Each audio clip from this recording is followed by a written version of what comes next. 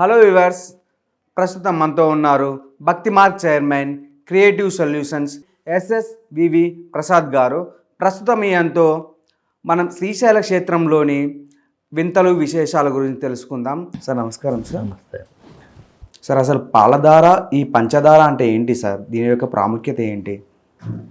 So శివుడి యొక్క పాల భాగాన్ని నుంచి దార వస్తుంది కాబట్టి పాలధార అంటారు. అంతేగాని మనం తాగే పాలు దానికి సంబంధించినకి ఏమి స్టోరీ లేదు.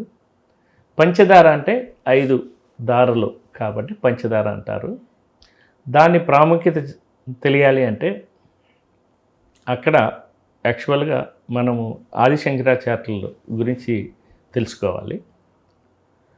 8వ శతాబ్దానికి ప్రాంతంలో ఆదిశంకరాచార్యులు మన భారతదేశం మొత్తం అన్ని టెంపుల్స్ జ్యోతిర్లింగాలన్నీ దర్శించి అన్ని శక్తిపీఠాలు అన్నీ దర్శించి ప్రతి జ్యోతిర్లింగం దగ్గర ఆదిశంకరాచార్యులు రకరకాల ఇవి ప్రతిష్ఠించడం జరిగింది.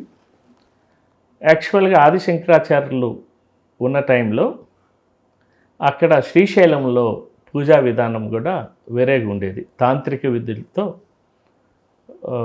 తాంత్రికులు ఆ పూజా విధానం శవాలని ఇట్లా వేసుకొని చేసేవాళ్ళు. ఆదిశంకరాచార్యులు వెళ్ళిన తర్వాత మొత్తం మంత్రాలు ఆ పూజా విధానం అంతా కూడా చేంజ్ చేశారు. చేంజ్ చేసి అక్కడ శివానంద లహరి అనే దీన్ని మనకి ఈ పాలధార పంచదార కింద ఎక్కడైతే అక్కడ ఈరోజు కూడా స్వామివారి ఆదిశంకరాచార్యుల విగ్రహం కూడా ఉంటుంది, అక్కడ రచించారనమాట. అలాగే బ్రహ్మరాంబిక అమ్మవారి స్తోత్రాలు ఇవన్నీ కూడా అక్కడే ఉండి ఆ టెంపుల్ని